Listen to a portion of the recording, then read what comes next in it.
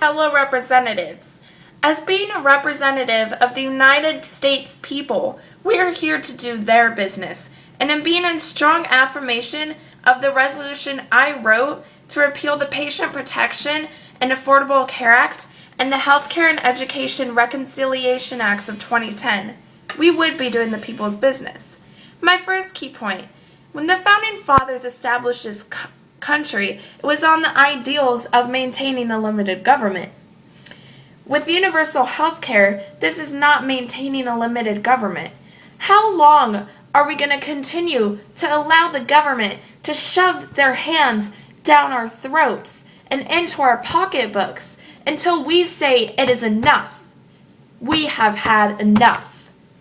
This bill coming up has proved that point. It is not maintaining a limited government, and they will continue to shove their hands down our throats until they get what they want. My second key point: it limits patients' choices and control. And there would be government-mandated procedures and restrictions and long waits for treatments. According to a UK citizen on infodirector.com, the patients get as little care as possible for visits. They also state that the average cholesterol level of UK citizens is 300, and this is not determined until after they have a heart attack. And the government doesn't pay for routine testing, so you don't find out the needs for diet corrections until after you have a heart attack.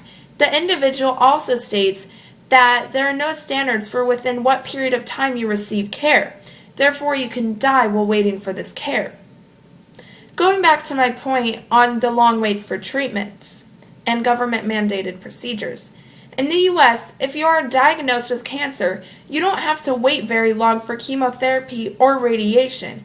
If we had universal health care, you would be on a long waiting list for this treatment, and by the time you received it, the cancer would have spread too far for it to have an effect.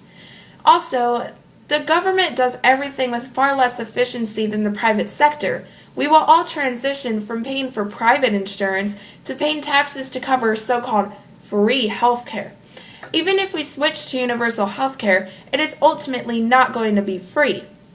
My last key point, which is probably the most important in this issue: think about all of the private sector jobs that would be lost. With the current state of the economy and the unemployment rate of 10%, can we really afford this right now? The answer is no. Therefore, my fellow representatives and Mr. Speaker, for the reasons that we are to maintain a limited government, it limits patients' choices and control, there are government-mandated procedures and restrictions, long waits for treatments, and private sector jobs would be lost, I urge you with me to vote in strong affirmation for a resolution to repeal the Patient Protection and Affordable Care Act and the Healthcare and Education Reconciliation Acts of 2010.